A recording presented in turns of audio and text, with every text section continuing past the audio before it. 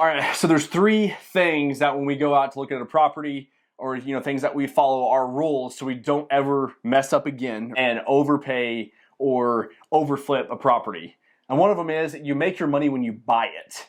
And what exactly do I mean by that? Like, Kendall, explain. Well, the number one thing is when you're buying the house, don't get too attached or too emotional to it because you want it so bad, because you think it has great potential.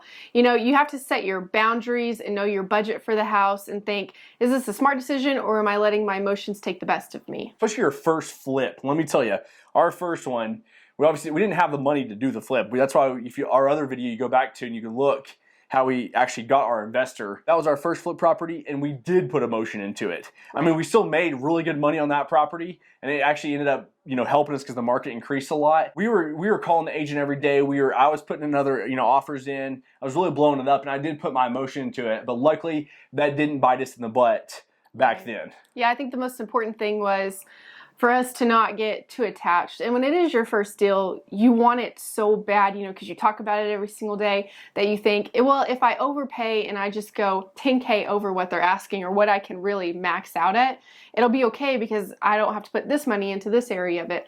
Well, that's just not a smart way to get into it, because first of all, you're going in with the wrong mindset from the very beginning and you're going to lose money. Perfect what she just said, because she is right. I mean, if you're going in there thinking that you're going to just save, I just want to do this, I want to do this. Well, that's how I see people in the investing world, like flips especially, go broke. Because they're like, okay, well, I can finish it in 3 months, and really it might take 4 because it's construction or the city's involved or whatever it might be. So you got to make sure you really do walk into it knowing what you're going to pay for that property. And don't overpay and don't put that emotion in. Another thing too is know what you're going to pay for the property, but then also be prepared to know what you're going to put into it.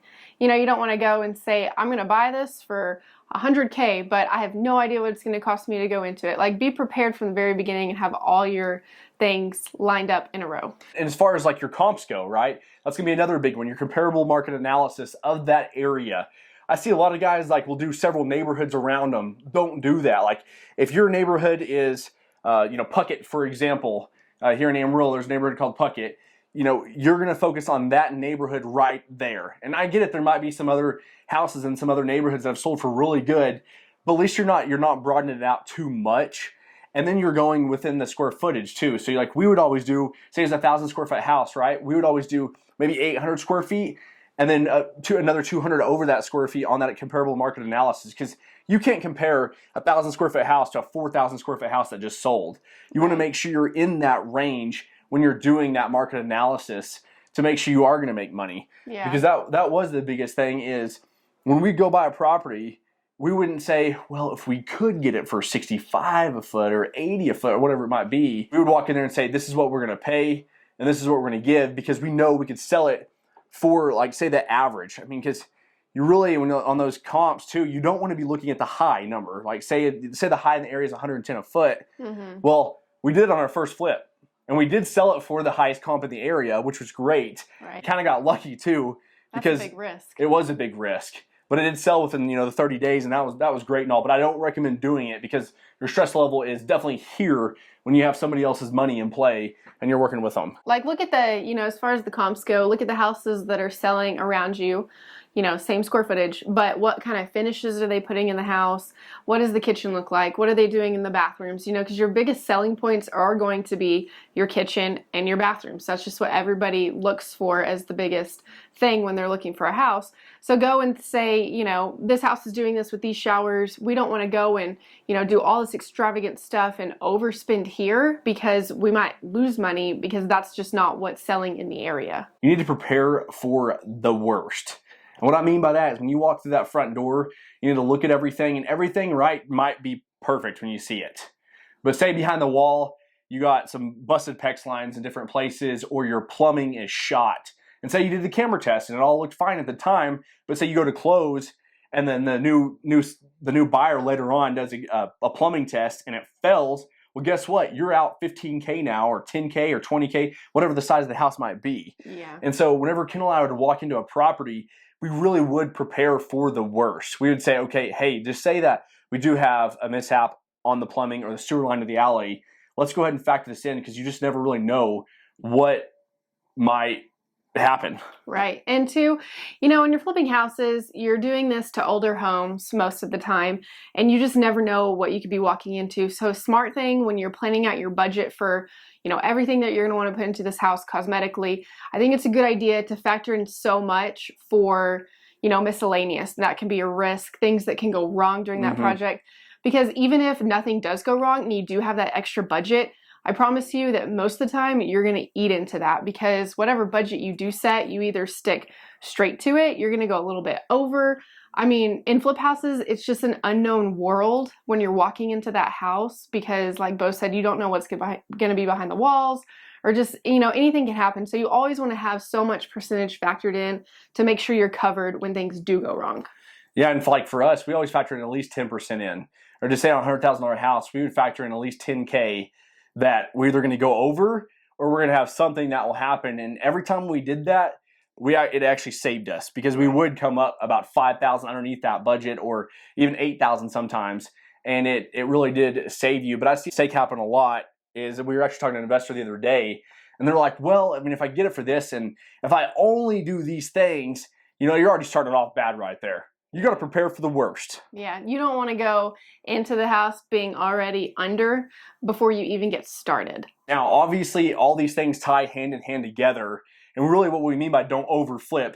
For example, okay, we did this house. It was a 4-bedroom, 2-bathroom with an extra living room, kind of like a sunroom too. It was a pretty big house. We went in there and we gutted it all. We did all new windows, which really at the time it didn't need new windows. We just needed to clean them. We put all new floors. We had to rip up subfloor because we put, new kitchen cabinets, ran electrical, plumbing, changed up the whole layout instead of just leaving where everything was on the walls. And then we opened up every wall throughout this entire house. And this remodel ended up costing us, I think it was close to like $90K or something like that. It was outrageous, which was stupid on a flip. And we did this remodel in like 3 months. So it was fast. The good thing is we never lost money on it. It's rented right now for over $2,000 a month. So that's a great part. But the bad thing is if we would have just not put all that effort into it and only dropped about 40 to 50K, we could have sold it for a little bit less than what we were asking, that high-end price, and not be the highest comp in the area. So then I feel like it would have just sold a lot faster instead of turning it into a rental, which we're glad it's still a rental, but obviously the cash at the time would have been sweet too. Yeah, we didn't lose money on the property, One of the biggest things is like getting overly excited, because at the time this was the biggest flip that we had been working on, and so we were like, let's put all of our talents to use and we'll go and gut the whole thing and show everybody what we can really do.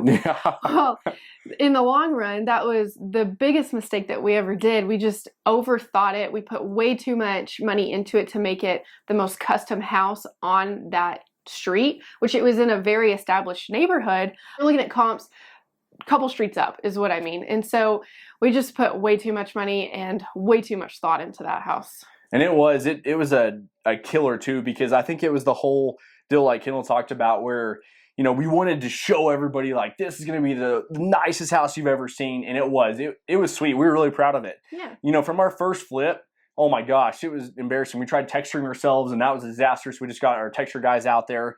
So I think we really just, by the time we got to this last flip that we did, we really just wanted to show everybody like, hey, check out our work. And that really bit us in the butt. I mean, whatever you don't spend is more money in your pocket, right? Between you and your investor. Right. And there's certain things now, whenever we look back at flip houses that we wouldn't buy, red flags that we look for. That house had a flat roof. And that was part of the mistake too, I think, that we made. We don't buy houses like that anymore. There was just a lot of things, we did really expensive showers and wood look tile through the whole house. And it didn't need that looking back. We just wanted to go full out. So if this is the biggest takeaway you can do is go buy flips that are cosmetic. Don't go in there and start removing the walls. Don't go in there and start, I need to rip up everything and start destroying and just changing up the entire layouts where you're moving plumbing and all this. If you want to make a lot of money flipping houses, I promise you, all you have to do is go out and find a house that you can go in there and retexture, repaint, and put new floors in there. And then obviously if the shower needs it or something, you can spice it up or spice up the kitchen with some backsplash, repaint those cabinets. It'll cost you $15K, maybe $20K a house, and you will turn around and make $20,000 to $30,000 every house following these rules. Another big thing too is lighting. You know, you can add recessed lighting throughout the house. You can update fixtures, knobs, door handles. That and paint take you the furthest, you know, and it doesn't cost a lot of money to do those things. And you can really make a house look totally different by just doing that. And we really never really thought that too about the whole paint thing. I was like, oh, wow, there's no way paint is going to change this thing in here. Yeah. Well, when we got into construction, actually started doing remodels for other people. We had this lady that chose all these like paint colors, and like 8 paint colors in this house, and it was like a 2,000 square foot house or so. And we got in there and we repainted this whole thing. I honestly didn't realize it looked that bad. Yeah, And then we got in there and we repainted the whole thing, and we got pictures of it. And I looked at Kendall, and she looked at me, and we said, why did we ever do what we did? We should have just repainted the houses that we got and cleaned them. Yeah. And we would have probably made an easy 20 to 30K versus, and you could do it in 30 days versus, you know, most of our flips took us 4 months. Yeah. You just pick paint colors that really complement each other and accentuate the look of the house and the feel of it to make it warm. And people will notice that when they walk in, because paint goes a long ways. And working yourself too. You know, I know that obviously people want to do a lot of the work themselves, and I understand that. And that's how we were too on flips. But there are some trades like texturing. Say you're going to texture the whole house. There's no point in you texturing the entire house whenever you could go out and hire these guys and already have it budgeted in. They could do it in one day, and it's going to take you a full week. Yeah. Like things like that is really will obviously, because the longer you have this house, if you didn't pay cash for it, you know, you're paying interest on that, or you're paying that mortgage or whatever it might be. So I think you pick and choose what you want to spend your money on more so, and what you think you can save more money on. Like Bo said, the texturing, and maybe you want to do the painting yourself. Just pick and choose your battles when you're flipping. If you made it this far, we really appreciate it if you like and subscribe. And of course, if you'd like to share our video and come back, we're going to have some awesome videos coming up. We really appreciate it, guys. Thank you. Thanks.